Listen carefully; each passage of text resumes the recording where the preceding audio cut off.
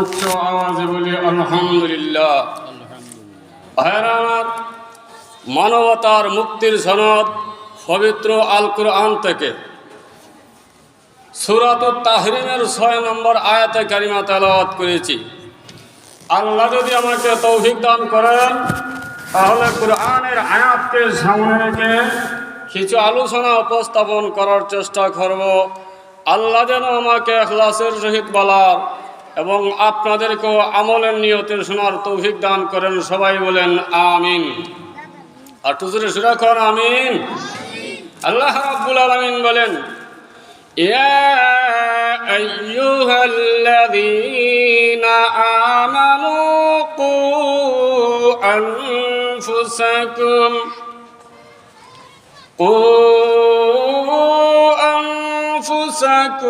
ওয়া আহলিকুম নারা।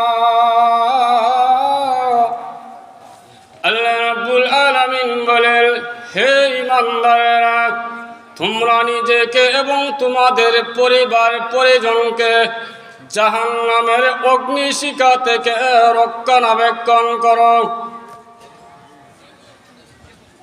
আল্লাহ রাব্বুল আলামিন ঈমানদারদেরকে ডাক দিয়ে বলছেন, আল্লাহ কোন কাফিরদেরকে ডাকে নাই। আল্লাহ সরাসরি ঈমানদারদের ডাক দিচ্ছেন। কেন? মুফাসসিরিনে কেরামগণ তাফসিরে উল্লেখ করেন, মুসলমান হইলেই শেষ হয় না।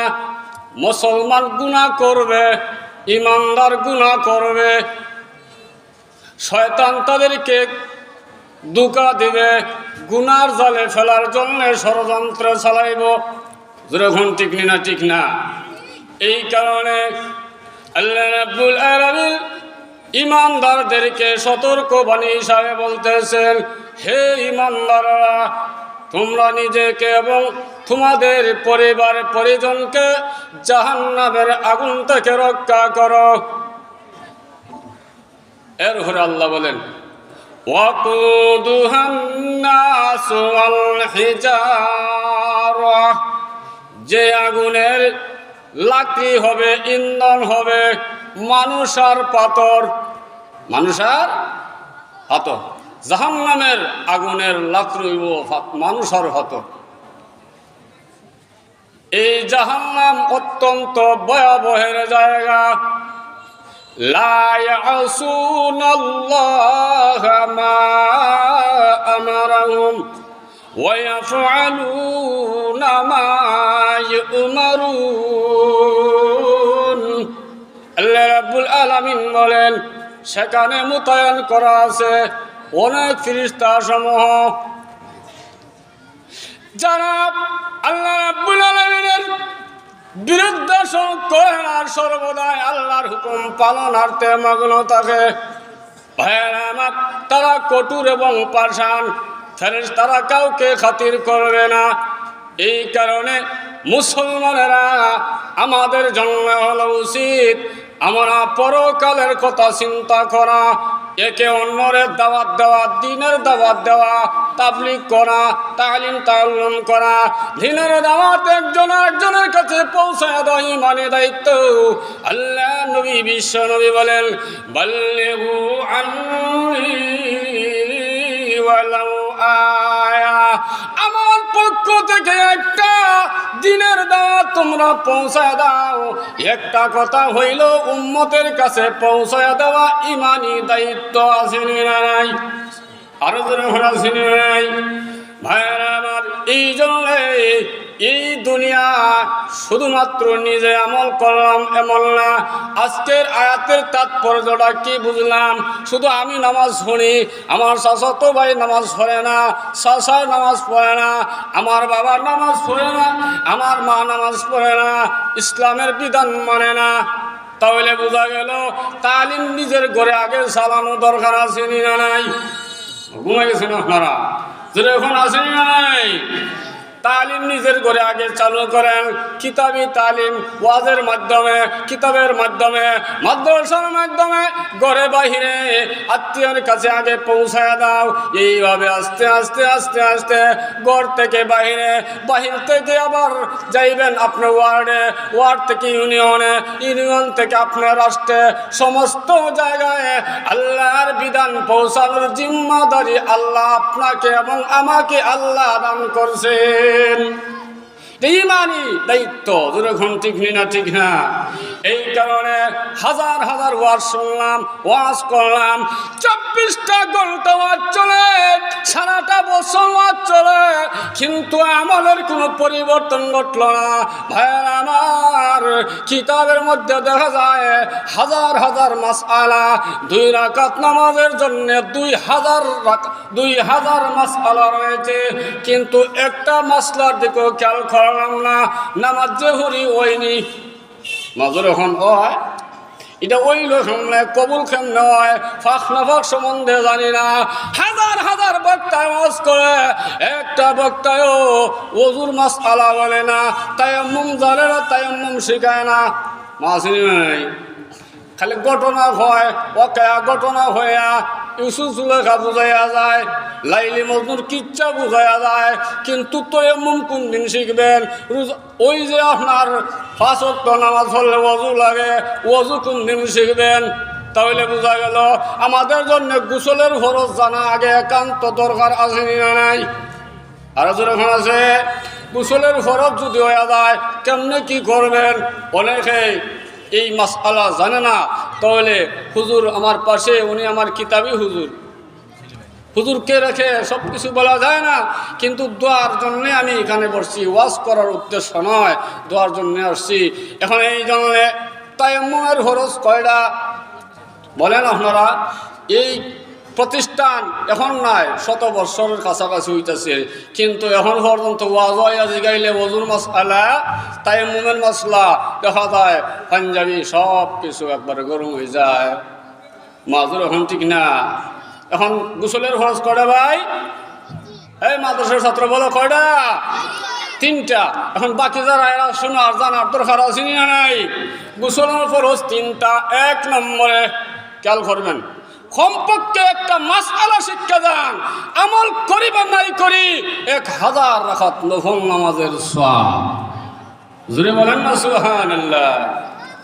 হ্যাঁ আমার, তাহলে গোসলের ফরজ 3টা। 1 নম্বর হইল কুলি করা। অনেকে ফতুয়া দেয় গড়গড়ার সহিত কুলি করতো, তাহলে গড়গড়ার সহিত এই বয়ানটার মধ্যে কিছু ভিন্ন আছে, বলবো না, অসুবিধা হইতেছে। গড়গড়ার সহিত কোন সময় আর বিনা গড়গড়ায় কোন সময়? গড়গড়া করা সুন্নত বা মুস্তাহাব। রমজানের বেলায় যদি খের ঘটনাক্রমে নাফাক হয়ে যায় দিনের বেলায়, ওখান গোসলের ফরজ আদায় করবো কেমনে? ওখান যে গড়গড়ার সহিত শুরু করছে গড়গড়া, তখন গলার টানায় আমরা মারছে করলি গেছে গিয়া লামা ভাজি ভানি, বুঝেন না? গলার নিচে গেছে গিয়া 1 ফুটা পানি যখন চলে যাইব রোজা তাক মরা ভাঙব। তাহলে সুন্নত মুস্তাহাব আদায় করতে গিয়া ফরজ রোজা ভাঙ্গি যায়। এই জন্য গড়গড়ার ওয়াজ করলাম না, বলছি শুধু কুলি করা। স্বাভাবিকভাবে কুলি করবেন। 1 বার মুখ বরিয়া কুলি করা হইল ফরজ, আর 3 বার করা হইল সুন্নত। 1 বার করলে আদায় হয়ে যায়। 2 নম্বরে হইল নাকের নরম জায়গা পর্যন্ত পানি পৌঁছাইয়া দেওয়া। কোন জায়গা পর্যন্ত? আপনার নরম জায়গা, নাকের মাঝখানের মধ্যে হাড্ডি আসেনি না নাই? আরো যখন আসেনি না নাই?